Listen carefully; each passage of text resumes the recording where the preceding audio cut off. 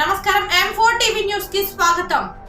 M4 TV news m4telugunews.com website మరియు M4 Telugu news ఈ paper లో వార్తలు ప్రకటనల కోసం సంప్రదించవలసిన సెల్ నంబర్లు 9666650026 మరియు 9014163335. ఓం శ్రీ గురుభ్యో నమః. అందరికీ నమస్కారం అండి. ఈరోజు మనం ఆంజనేయ స్వామి గుడికి వెళ్ళినప్పుడు, హనుమంతుని దేవాలయానికి వెళ్ళినప్పుడు హనుమంతుని యొక్క విగ్రహాన్ని, అలాగే ఆయన పాదాలని మహిళలు ఎందుకు తాకకూడదు, మహిళలు ముఖ్యంగా ఎందుకు తాకకూడదు, మహిళలు ముఖ్యంగా తప్పనిసరిగా తాకకూడదు, ఎందుకు తాకకూడదు అనే దాని గురించి మనం తెలుసుకుందాం. ముందుగా గణేశుడి ప్రార్థన. శుక్లాంబరధరం విష్ణుం శశివర్ణం చతుర్భుజం ప్రసన్నవదనం ధ్యాయేత్ సర్వవిఘ్నోపశాంతయే. గురుబ్రహ్మ గురుర్విష్ణు గురుర్దేవో మహేశ్వరః గురు సాక్షాత్ పరబ్రహ్మ తస్మై శ్రీ గురవే నమః. హరి ఓం. మహిళలు ఆంజనేయ స్వామి దేవాలయానికి వెళ్ళినప్పుడు ఆ ఆంజనేయ స్వామి యొక్క విగ్రహాన్ని, అలాగే పాదాలని ఎందుకు తాకకూడదు, తాకడం అంటే ముట్టుకోవడం, ఎందుకు ముట్టుకోకూడదు, ముట్టుకోకుండా దండం పెట్టుకోవాలి అని చెప్పేసిన పెద్దలు చెప్తారు. ఎందుకు ముట్టుకోకూడదు అనేటువంటి దాని గురించి మనం తెలుసుకుందాం. మత విశ్వాసాల ప్రకారం హనుమంతుడు ఆజన్మ బ్రహ్మచారి. ఆయన హనుమంతుడిని మనం బ్రహ్మచారి కింద చెప్పుకుంటాం. అయితే హనుమంతుడికి పెళ్ళి అయింది కదండి, ఒక పిల్లాడు కూడా ఉన్నాడు అని చెప్పేసి అడుగుతారు. అయితే కొన్ని గ్రంథాల ప్రకారం హనుమంతుడికి వివాహం జరిగిందని, పుత్రుడు కూడా ఉన్నాడని చెప్తారు. కానీ హనుమంతుడు పెళ్లి చేసుకోవడం వెనుక ఒక పెద్ద కారణం ఉంది. తన గురువు అయినటువంటి సూర్య భగవానుడు హనుమంతుడికి 9 ప్రధాన విద్యలలో 5 నేర్పించాడు. నవవ్యాకరణ పండితుడు హనుమంతుడు సూర్యుడి దగ్గర విద్యల్ని ప్రారంభించాడు. ఆ 9 విద్యల్లో 5 విద్యలను ప్రారంభించాడు. 5 విద్యలను ప్రారంభించిన తర్వాత ఆపాడు. ఇంక మిగతా 4 నేర్చుకోవాలంటే బ్రహ్మచారిగా ఉండగా నేర్చుకోవడానికి వీలు లేదు, వివాహం అయితే చేయాలి అని చెప్పేసి ఒక ఆంక్ష పెట్టాడు. పెళ్ళైన వారికి మాత్రమే నేర్పిస్తారని చెప్పాడు.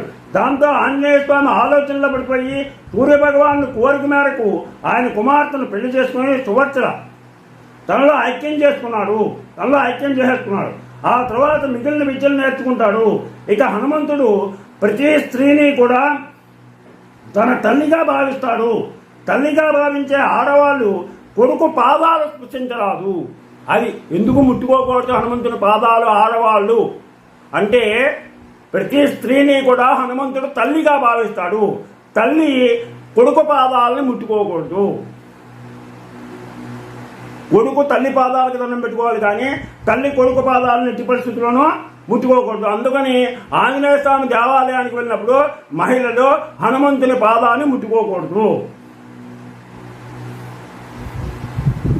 తల్లిగా భావించేటువంటి ఆడవాళ్ళు కొడుకు పాదాలు స్ఫురించరాదని అంటారు. అందుకే హనుమాన్ విగ్రహ పాదాలు తాకూడదని అంటారు. అందుకే మహిళలు హనుమంతుని విగ్రహాన్ని తాకరు, అలాగే విగ్రహాన్ని కూడా ముట్టుకోరు వాళ్ళు.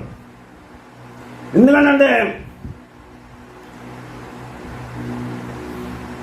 తల్లిగా భావిస్తాడు కాబట్టి ముట్టుకోరు వాళ్ళు.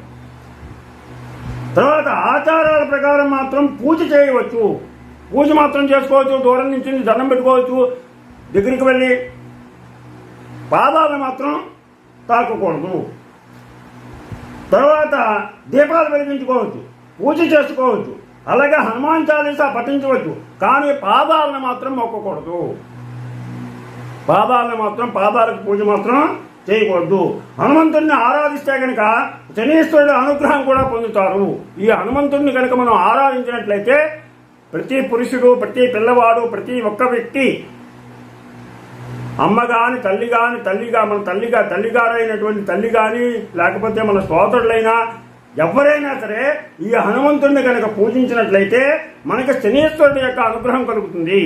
ఏనాళ్ళ శని కానీ, అర్ధాష్టమ శని కానీ, అష్టమ శని కానీ జరుగుతున్నటువంటి కాలంలో ఆ ఆంజనేయ స్వామిని కనుక మనం పూజ చేసినట్లయితే మనకి ఆ శనీశ్వరుడి యొక్క అనుగ్రహం కలిగి మనకి కొంతవరకు మన దోషం పరిహారం అవుతుంది. పురాణాల ప్రకారం శని పట్టణ దేవుళ్ళలో ఆంజనేయ స్వామి ఒకడు. ఆంజనేయ స్వామిని మాత్రం పట్టుకోలేకపోయాడు శని. అందుకని ఆంజనేయ స్వామిని కనుక మనం కొలిచినట్లయితే శనీశ్వరుడు కూడా మన్ని కూడా అనుగ్రహిస్తాడు. అందుకే ఆంజనేయుని పూజిస్తే శని అనుగ్రహం కూడా మనకి ఉంటుంది. అందుకని ప్రతి ఒక్కళ్ళు కూడా ఏనాల శని కానీ, అర్ధాష్టమ శని కానీ, అష్టమ శని కానీ, లేదా జాతకంలో శనీశ్వరుడు యొక్క దోషం కనుక నడుస్తూ ఉంటే వాళ్ళు ప్రతి మంగళవారం, ప్రతి శనివారం ఆంజనేయ స్వామి దేవాలయానికి వెళ్ళి ఆ స్వామి గుడి చుట్టూరా 9 కానీ 21 కానీ ప్రదక్షిణాలు చేసి ఆ ఆంజనేయ స్వామికి ఆకు తామలపాకులతో కానీ లేదా గంగ సింధూరంతో కానీ పూజ చేసి వడమాలను సమర్పించినట్లయితే ఆ శనీశ్వరుడు యొక్క అనుగ్రహం మనకు కలిగి ఆయన ప్రభావం మనకి కొంతవరకు కొంతమేర తగ్గుతుంది. ఎక్కువగా మనం పీడింపబడం. అందుకని ప్రతి ఒక్కళ్ళు కూడా ఆంజనేయ స్వామిని తప్పనిసరిగా ప్రతి మంగళవారం, ప్రతి శనివారం వీలైన వాళ్ళు ప్రతిరోజు కూడా ఆ ఆంజనేయ స్వామిని దర్శించుకోండి. అలాగే ఆడవాళ్ళు కూడా తప్పనిసరిగా దర్శించుకోవచ్చు.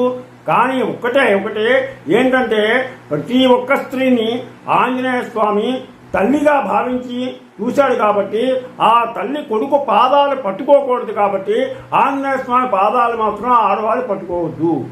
అదొక్కటే. అంతకంటే మిగతాది పూజ, దీపారాధన, ప్రదక్షిణలు అన్నీ కూడా ఆడవారైనా సరే, మగవారైనా సరే, ఎవరైనా సరే, వృద్ధులైనా సరే, వికలాంగులైనా సరే, ఎవరైనా సరే చక్కగా మనస్ఫూర్తిగా సంపూర్ణంగా చేసుకోవచ్చు.